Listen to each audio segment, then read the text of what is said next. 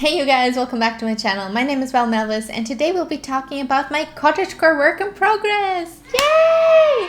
It's called Project SOAMS and I'm like so excited for you guys to know more about it. Quick apology, if you guys hear any drilling, my neighbors just recently moved in, so I can't control that, but I hope you guys still enjoy it. And yeah, that's also the reason why I'm dressed like a farmer kind of ish today, because I wanted to go for the whole farm slash cottagecore aesthetic, and I'm just super excited to share this with you guys. You guys know I've been gone for about a month because I actually started a new job, and that stuff takes a lot of your time and energy. So thank you guys for being patient and watching my video now. And I recently made a post on my personal social media on Instagram telling you guys that I had reached 100k words in my current work in progress. And I was like, I'm gonna talk about it a little bit because some people still don't know what it's about. But before I get too much into the details, I just want to also welcome the new people here and say, hey, here we do Christian fantasy writing content and writing tips. So if this is your kind of thing, and even if it isn't yet, stay tuned. So first I was thinking of taking you guys down memory lane and just giving you a little bit of background details about Project SOAMS and why it's the one I'm first working on. So back to 2020, I just moved for another job back then and I was super busy as well, of course. So my writing was very sporadic. SOAMS is actually not the first project I've ever worked on, but it is the first in a chronological order of about 25 different books that I've fleshed out so far, guys. So if you like this one, there will hopefully be 24 more like it. And I wanted to work on this one first because I had prayed a lot about it. And I have a lot of new ideas, especially you guys know what it's like as a writer. You're working on your WIP and then suddenly you have a beautiful, shiny new idea and you're like, can I get started on that? But no, guys, it's a trick. It's a trap every time. Don't do it. So I decided to be like, okay, I'll just rearrange them and I'll pray about it. And I wanted to know what I'm supposed to be working on. Like, Lord, where are you leading me with this? And I did pray about it, and I feel like He really put this and the following book after this into my heart to be like, this is what you're supposed to be working on. Ironically, these books were like not connected all at the beginning, so I was like, how's there going to be a connection? Then boom. But we'll talk about that another time. It's just really cool that once you hand your things kind of over to the Lord, He does take care of it, and He'll give you a better idea than anything you could have come up with. And I just love that. So back to my little cottagecore tale.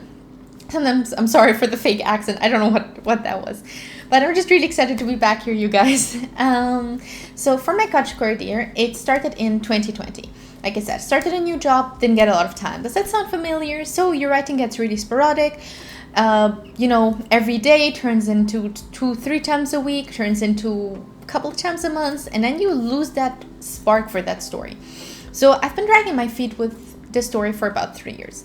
And even when I got like into my kind of resting period earlier this year, where I was kind of just in part-time instead of full-time position, I didn't even pursue it properly. And that is still one of my big like things where I was like, I could have done that differently. But it's all good. It's all good. Because I just hit 100k on my story yesterday. Guys, it is the first draft, so I'm still planning to do 2 more drafts after this, but the first draft has got to 100,000 words, and we're not even done. Like, we're not even done. I don't know why this keeps slipping, but I'm just so excited. And if you guys want to know more about how I wrote that and how I went about it, because I wrote 100,000 words in 3 months, like the entire thing. And I just have 3 chapters left, and I'm just so excited for it, because after that I'm going to be going into the semi-editing phase. But again, that's going to be a different video, guys. So you guys are here for Project SOAMS, I'm hoping. Well, let me get into that. So I'm going to be showing you guys a bit of the mood board and the feeling that I had for SOAMS, because this is kind of like a hard project for me. And I just wanted to start off by giving you guys a bit of an idea of what it's about. So here's the blurb that I have so far for it. This can definitely change, but just wanted you guys to know. It starts off with, so guys, I just wanted to have this kind of be slow because it's really a hard project for me. And I want to explain it to you in the best possible way I can. So I'm going to be reading the blurb of my phone or of the laptop, but I'm going to be showing you guys like an aesthetic thing meanwhile this. So enjoy. Though facing daily harassment from the people of her village, Ximena Helvares, an apothecary apprentice, is content with her life in the countryside of Oliot. When a stranger appears in the sanctuary she's tasked to watch over, Ximena has one pressing question. How did he manage to get there? After enlisting the help of both her blacksmith cousin and her apothecary employer, they bring the stranger back to their cottage for treatment. Soon they discover that he suffers from partial amnesia and comes from a different place entirely. All he remembers is that he's an inventor from Heraldia and that his name is Thaddeus Montgomery. So guys, again, this blurb definitely needs still a lot of work, but it kind of highlights the key facts. So we have Ximena and we have Thaddeus. I'll be getting to characters right now, but it is a cottagecore, okay? It is very, very cottagecore. Like, take cottagecore and multiply that times 2, okay? I'm just so excited about that. And I also wanted to kind of get into like where I came up with this idea. So you guys know I'm a Christian and I write Christian fantasy. So a lot of it definitely comes straight from the Bible. And the kind of soul and heart that I found while writing Draft On was that it's about God loves the outcasts and the people rejected by society. That was something that is very consistent, and you can see going back into the Old Testament where the people that society often rejects is the one that God actually accepts. And I think that we have this, of course, still nowadays, and it's something I wanted to especially highlight in the story because we'll be having different main characters. We'll be having a set of characters, all outcasts, all from different outcast backgrounds as well. And this is what I really wanted to highlight. And the two main, I always base my novels on scripture, and they usually get scriptural titles as well. So these are based on the parable of the mustard seed. If you're not well versed in Bible, don't worry, I'm just going to explain that right now. So Jesus talks about the size of a mustard seed, which is what Project SOAMS stands for, by the way. So size of a mustard seed, twice, as far as I remember. And the first one, I'm going to read that to you guys again. It says, he told them another parable. The kingdom of heaven is like a mustard seed, which a man took and planted in his field. Though it is the smallest of all seeds, yet when it grows, it is the largest of garden plants and becomes a tree, so that the birds come and perch in its branches. This is from, So what I really wanted to highlight about this is that out of something very small, God can make something very, very big. And I think a lot of times things in our life start that way. Like, I know it's kind of like, is it one day or day one? But this story was kind of that for me because I'm a horrible perfectionist, or I used to be a horrible perfectionist. And I was always like, oh, I need to still work on my stories before I can even get to writing them or publishing them. But I'm like, how am I going to get the practice? Because writing is a craft. You need practice in it to get better. And I was like, I want to use this story not as like a training ground. That wasn't what I started out with. I'm like, I want to be faithful in this little thing and see it through. And actually be like, okay, I'm doing this for God's kingdom and I want to finish the story. It started small in my head, guys.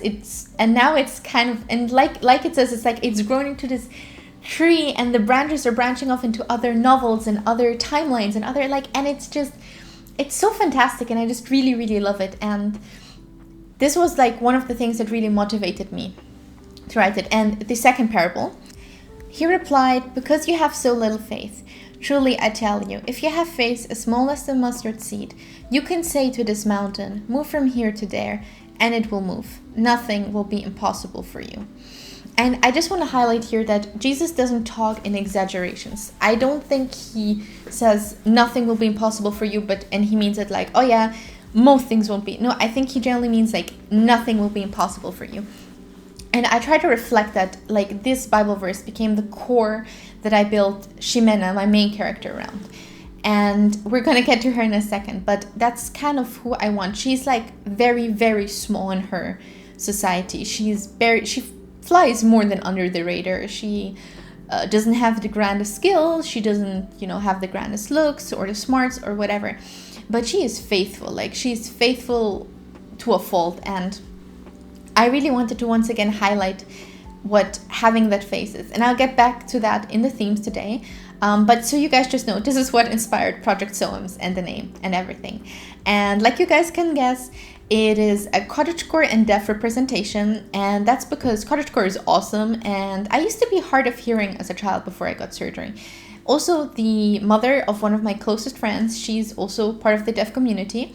So I want to make sure to actually pass, once it's like it's, draft 3 or something like that, by her and her friends, just to make sure I can accurately represent a community that I'm personally not a part of, but I want to do justice forward. The reason why I made my main character deaf is because I think through historical fiction, we don't get to see a lot of disabilities that aren't necessarily war related. So we get a lot of missing limbs or PTSD. And while I understand that these are important, I feel like we don't get a lot of, blindness or deafness. Like, what was life like? Because I know that life nowadays, with all the technology and all this advancement we have, is still really hard for a lot of communities. So what was it like back then? Because again, this is historical fiction cottagecore. So you can think like early 20th century, It's probably very hard, and I wanted to really explore that and kind of give credit, and tell the story of so many people throughout history that probably had to struggle and didn't get their story told yet. I also know there's this new thing, well, I don't know if it's new, but it's new to me in the writing community, where you compare your project to already established and successful works out there. So to me, that would probably be Anne of Green Gables and Howl's Moving Castle. And I think these are probably some of the best examples I can give for that. It's, once again, it's very cottagecore. It focuses on a girl kind of out in the world, living life. And it's a lot more like a slice of life. There is not a very high stake fantasy element in here. So it's, I should probably say that better. It's a historical fiction cottagecore fantasy, but it's very low fantasy, so we won't have a lot of the high stakes, the royal intrigue. While I'm writing something separate for that, this is still going to be a bit different. So just want to let you guys know about that.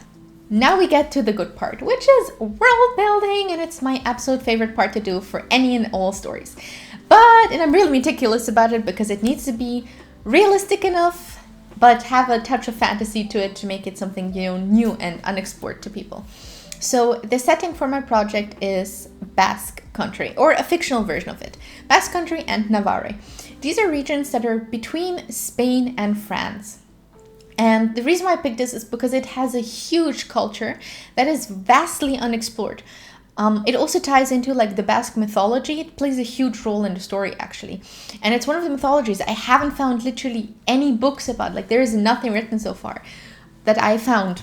Again, guys, don't, but this is kind of where it takes place. And it takes place in the countryside. So the setting is vast, open, spaces, but it's warm countryside. It's not like the cold European countryside. It's like the warmish. So think of everything touched in light golden colors.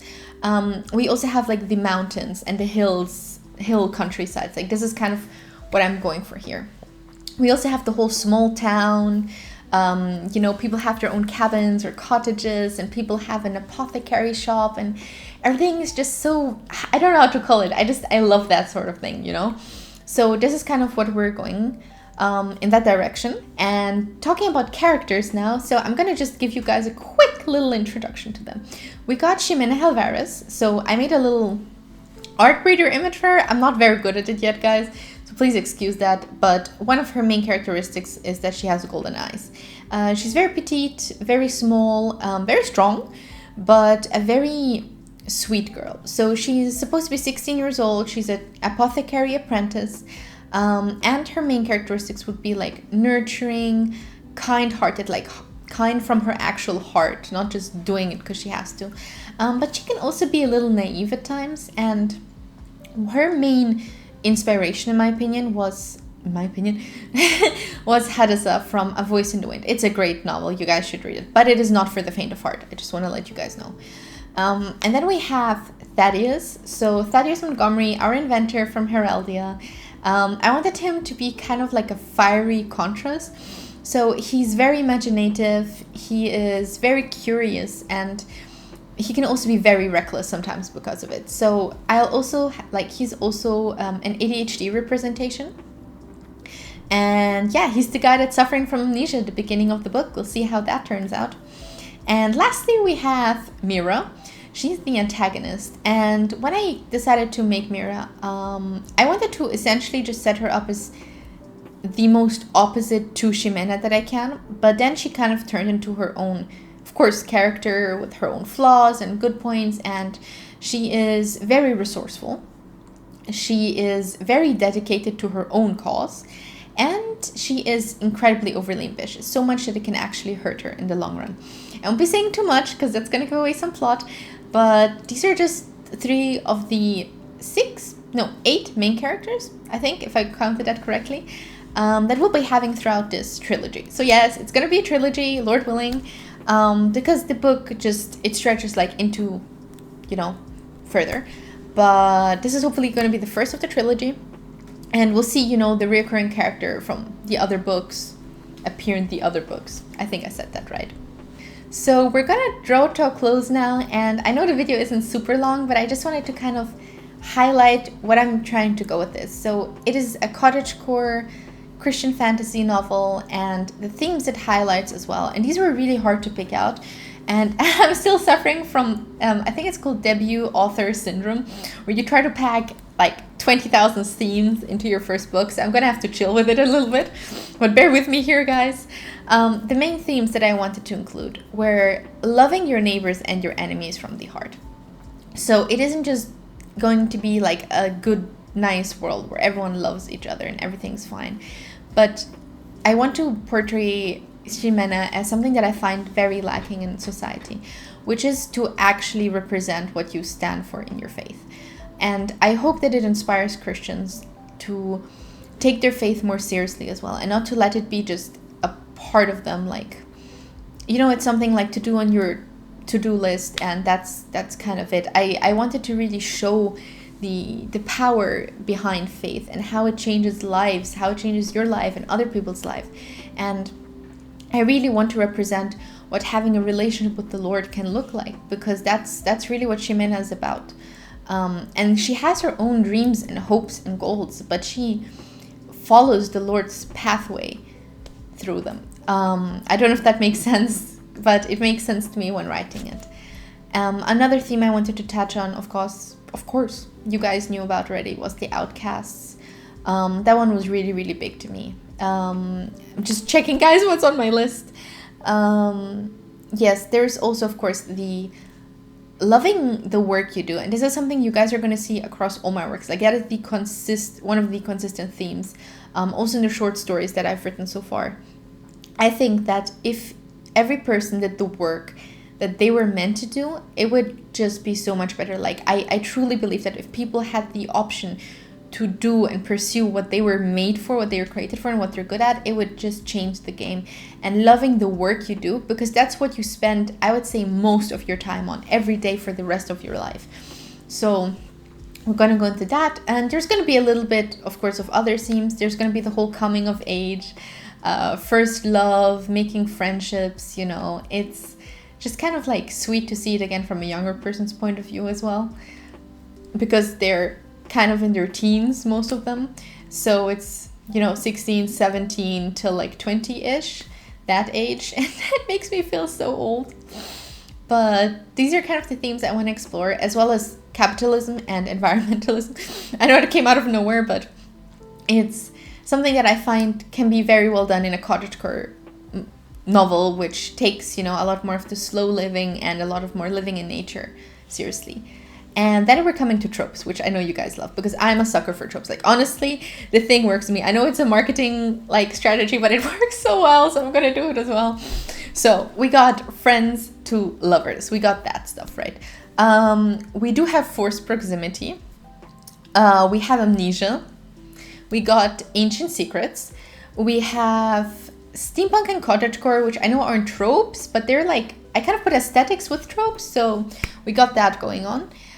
We have coming of age and small town romance.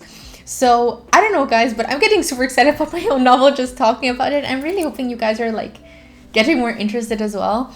And I even tried to write all the things down in a document, because I feel sometimes I talk too like animatedly and just out of like my heart. But it ended up with me just doing that again anyway, guys. So I'm sorry if it got a bit confusing, but I do hope you guys enjoy it. Just a couple of quick notes is where I'm standing at right now. I said it at the beginning. I'm finishing up draft 1, hopefully draft 2 and 3 around the midpoint of next year. So I'm hoping to either publish this around August next year or beginning of 2025. And that is depending on if I can get into trad publishing or if I'm going to do the self-publishing route. I am hoping for traditional publishing, but you know, it's not in my hands. And yeah, I mean, I'm just leaving this also in the Lord's hands because he's been motivating me so much to write this. And I've been generally falling back in love with writing and my projects. Like, that is also another topic I'm going to highlight or talk about later, but loving what you do and loving your own writing as a writer is something that is very crucial for you to continue to do it. So I hope I gave you guys a little bit of an idea what my work is about. I'm probably going to be doing more videos about it, depending how close we get to publication. But I hope you guys also like my cottagecore outfit. I didn't even get to show my earrings. I had such cute cat earrings. Oh, dang it. Anyway, I hope you guys enjoyed it, and I just want to say I wish you guys a Merry Christmas. I hope you enjoy spending time with loved ones, and if for some reason it doesn't work out this year, here is some love for you wherever you are. And yeah, this is going to be the last video for 2023, so see you guys into the next year. Yes, words. And have a lovely holiday. Bye!